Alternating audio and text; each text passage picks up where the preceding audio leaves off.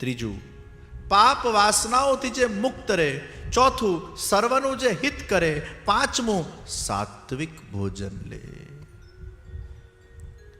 દર 2 દિવસે મેગી ખાવા જોઈએ, દર 2 દિવસે પાસ્તા ખાવા જોઈએ, દર 2 દિવસે પીઝા ખાવા જોઈએ, દર 2 દિવસે બર્ગર ખાવા જોઈએ, દર 2 દિવસે બધું જંક જ ખા કરે. જેવું ખાશો એવા બનશો. જંક ખાશો તો મગજ જંક થશે. અને એટલે જ સાધક માટે આહાર બહુ અગત્યનું છે. અને એટલે જ આપણા ત્યાં પ્રસાદી ભોજનની એક મહિમા છે કે તમે ઠાકોરજીનું પ્રસાદી ભોજન, સાત્વિક ભોજન.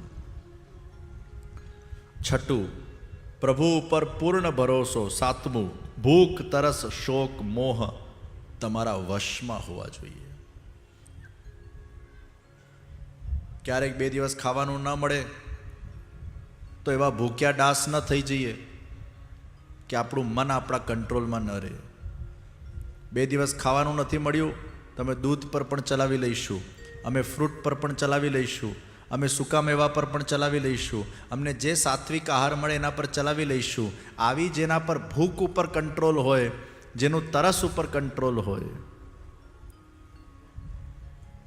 આઠમું, જન્મ અને મૃત્યુના બંધનમાંથી મારી મુક્તિ થાય એવો જેનામાં ભાવ હોય. સતત ઢગલે ને પગલે આપણા અંદર આ ચિંતન થવું જોઈએ કે પ્રભુ તે મને આ જન્મ તો આપ્યું છે, મૃત્યુ પણ મને આજે નહીં તો કાલે મળવાની જ છે, પણ મારા આ જન્મ અને મૃત્યુના ફેરામાંથી બસ હવે હું થાકી ગયો છું. અનેક લાખો યોનિઓ થઈ ગઈ, જન્મી જન્મીને હવે હું થાક્યો. હે પ્રભુ, આ જન્મ અને મૃત્યુના ફેરામાંથી હવે મને મુક્ત કરી નાખ. નવમું, કોઈ પણ પ્રકારના સન્માનની અપેક્ષા વગર બીજાનું હંમેશા સન્માન કરતા રહેવાની વૃત્તિ, એવો ભક્ત મને ગમે.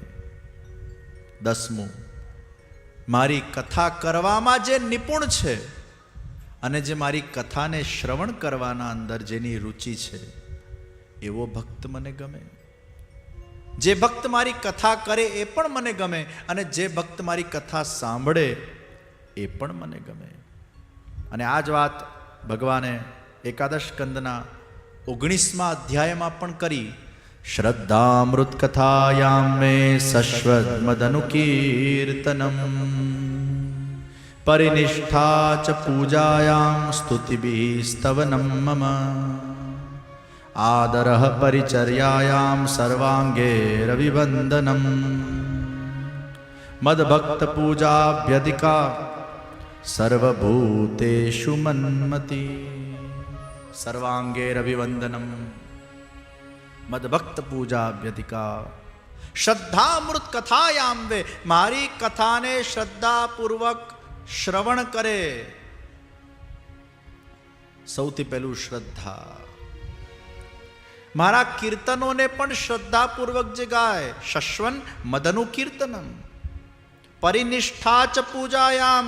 મારા સેવામાં જેની નિષ્ઠા છે, મારી સેવામાં જે મને સાક્ષાત ભાવથી જુએ છે, આ કાગળ છે, આ પથ્થર છે, આ પિત્તળ છે, એવો ભાવ જે ન કરે, સાક્ષાત કૃષ્ણ જ મારા ઘરે બિરાજે છે. પરિનિષ્ઠા ચ પૂજાયામ સ્તુતિભિ સ્તવનમ મમ. જે મારી સ્તુતિ કરે છે. આદરઃ પરિચર્યાયામ. મારી પરિચર્યાને જે આદર આપે છે. આદરઃ પરિચર્યાયામ.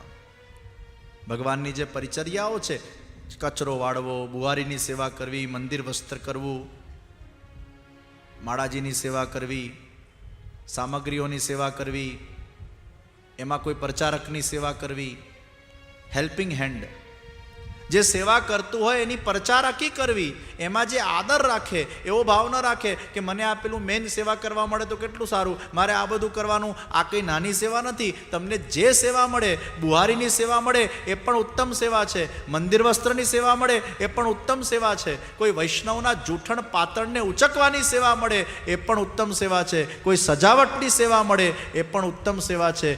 જ્યાં પ્રભુની જે જગ્યાએ જેવી પણ સેવા તમારા ભાગ્યમાં જે લખેલી હોય એને પાત્રતા પ્રમાણે મળી જાય, એમાં પૂર્ણ શ્રદ્ધા નિષ્ઠા રાખીને, એ પણ પ્રભુની કૃપા છે કે મને પ્રભુએ એટલીસ્ટ આટલો નિમિત્ત તો ગણ્યો કે હું આ કરી શકું.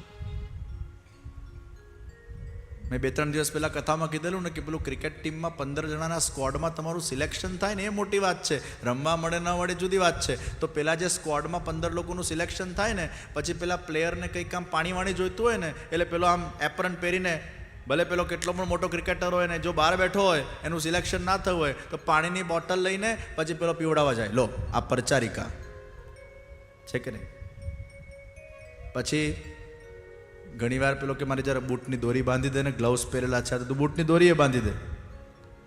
ઘણીક વાર પેલો ઓર્ડર કરે, ક્રિકેટર બેટ લઈ આવો જરા, બેટ મારો જરા બરાબર નથી, પેલો બેટ લઈને દોડતો આવે. આ દરહ પરિચર્યાયામ, આ બધી પરિચર્યાઓ છે કે જે ક્રિકેટર રમી રહ્યો છે એને હેલ્પ કરો. એઝ અ ટીમ પ્લેયર તમારા અંદર ટીમ સ્પિરિટ હોવું જોઈએ કે મારા દેશ માટે જે રમી રહ્યો છે એને મારે હેલ્પ કરવી જોઈએ. એમ જ્યારે કોઈ ભક્ત સેવા કરતો હોય અને એની પ્રચારિકા કરવાનો તમારા જીવનના અંદર તમને લાભ પ્રાપ્ત થતો હોય તો જે સેવા કરે છે એને મારે હેલ્પ કરવું જોઈએ. આદરઃ પરિચર્યાયામ.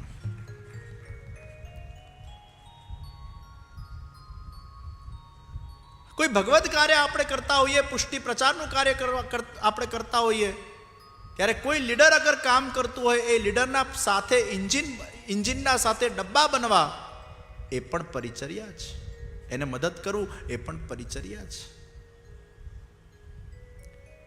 આટલી મોટી કમિટી આપણે મહોત્સવમાં બનાવી છે, કમિટીના લીડરો તો બનાવવા પડે, ઇન્જિન તો બનાવવું પડે ને, કમિટીનો હેડ બનાવવો પડે, પછી એના નીચે 50-100 લોકોની કમિટી હોય. હવે 50-100 લોકો જે પેલા કમિટીના લીડરના પ્રમાણે કામ કરે, એ લોકોના મનમાં એવો ભાવ ના આવવો જોઈએ કે બધો યશ તો લીડર લઈ જાય છે, સન્માન લીડરનું થાય, નામ એનું બોલાય, અમે લોકો તો ખાલી આ બધું કર્યા કરીએ છીએ, બસ એના આજુબાજુ ફરી ફરીને એ જે કેમ દોડીએ ચલાય એવું ના વિચારતા.